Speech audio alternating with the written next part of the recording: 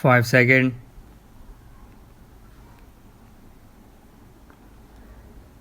Basically, what do we want from our foreign policy? What is the ideal we pursue? Is that ideal divorced from the practical interest of the country? Or is it allied with it?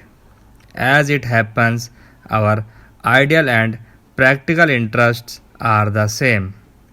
No government can afford, however idealistic it may be, to leave or neglect the practical interest of the country.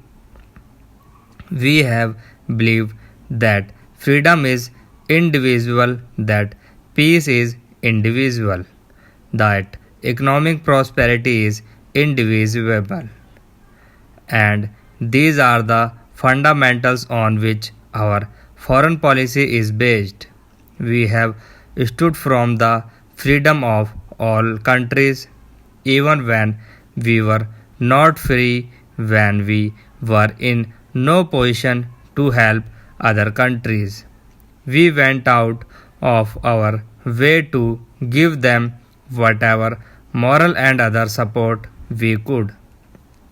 And I know that moral support was welcomed and it did help these countries. Today we have the same stand. We know that joining together with the F4 Asian group is not going to immediately strengthen any of the countries who belong to that group. But we know that there is no other way of strengthening them either. We share the common problems, common difficulties, common threats, having stability within our country and by having economic progress. We think we can have stability and progress only if we take a particular economic path, the path of socialism, through which we give social justice to our people. It is the same social justice in the international sphere for which we stand. We believe that while there is poor nations and rich nations, there is bound to be tension. There is not only tension between the poor and the rich, but there is tension among the rich because of their desire to control or to influence the developing nations. This is how in the past most wars took place, and this is the reason for much of the tension today.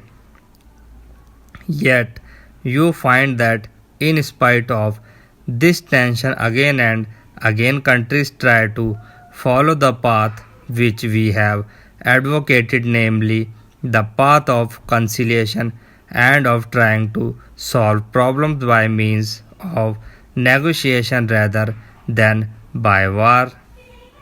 In my Independence Day speech, I spoke about two recent events. No two countries could have fought more bitterly than the Soviet Union and Germany. Now, foreign policy has to be based on one's historical and geographical background. That is, we see the world from where we are. Other countries see the world from where they are. So, we cannot possibly see it from exactly the same angle. We have certain countries from our neighbors, so it is important what relationship we have with our neighboring countries. If we are a long way from other countries, we can look at them from different angles.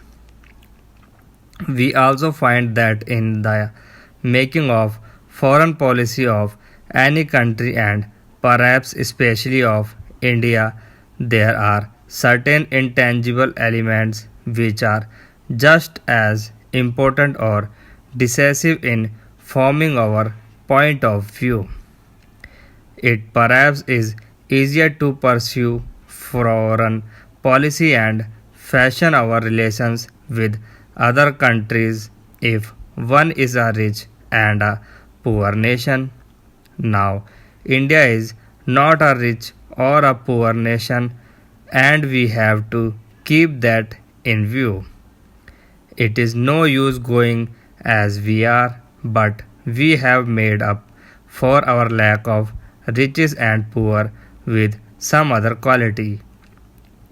Earlier, because we were in the forefront of the freedom struggle that gave us a certain influence, although because we had leaders of stature who were able to give inspiration to other countries who were in similar position as we were. Today that situation has changed. All these countries have been free for a number of years. They are all trying to stand on their own feet, and none of them would like to be guided by any other country.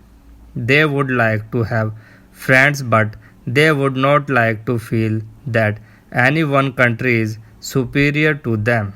We ourselves perhaps would not like that position, so we can understand that other countries and especially countries which are smaller do not like the position, and we should be very careful that at no time we give an impression that we are wanting to take a leading position.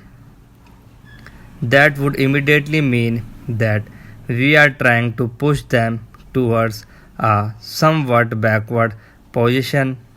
So, when we find ourselves in the situation which were in, that is, in an exact, extremely difficult economic and political situation where you do not have power, then either you have to stand firm on your convictions and try to strengthen yourself, or you strengthen yourself through alliances.